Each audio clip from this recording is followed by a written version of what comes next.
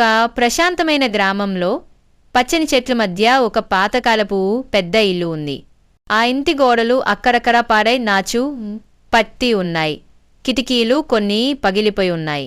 ఒకటి అయినా కూడా ఆ ఇల్లు ఎంతో గంభీరంగా కనిపిస్తుంది. ఇంటి లోపల పాత సామాన్లు, చెక్క బీరువాలు మరియు ధాన్యం నిల్వ ఉంచే గదులు ఉన్నాయి. ఈ పాత ఇంట్లో ఎన్నో ఎలుకల కుటుంబాలు సంతోషంగా నివసిస్తున్నాయి. అవి ఇంటిలోని చీకటి మూలలు, అల్మారాల వెనుక మరియు పైకప్పులో తమ నివాసాలను ఏర్పాటు చేసుకున్నాయి. పగటిపూట అవి తమ నివాసాలలోనే ఉంటూ రాత్రి కావడంతోనే బయటకు వస్తాయి. ఒకరోజు ఆ ఇంటి యజమాని ఇవన్నీ ఎలుకలు తింటున్నాయి, వీటిని ఆపాలంటే పిల్లి అవసరం అని ఒక పిల్లిని తెచ్చాడు. పిల్లి వచ్చాక మాత్రం ఎలుకల పండుగ ముగిసింది. ఎలుకలు బయటికి రాలేక సదాబిల్లో దాక్కుంటూ ఉండేవి. ఎలుకలన్నీ భయపడి ఒక సభ పెట్టాయి.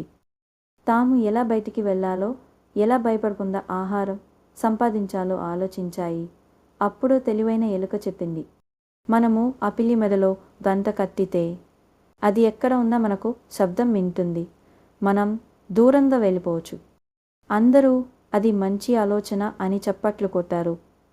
అప్పుడు ఒక వృద్ధ ఎలుక ప్రశ్న వేసింది, ఈ గొప్ప ఆలోచన బాగుంది, కానీ ఆ గంటను పిల్లి మెడకు ఎవరు కట్టతారు? అందరూ మౌనం దాల్చారు, ఎందుకంటే అది ఎవరి వల్ల సాధ్యం కాదని వారికి అర్థమైంది.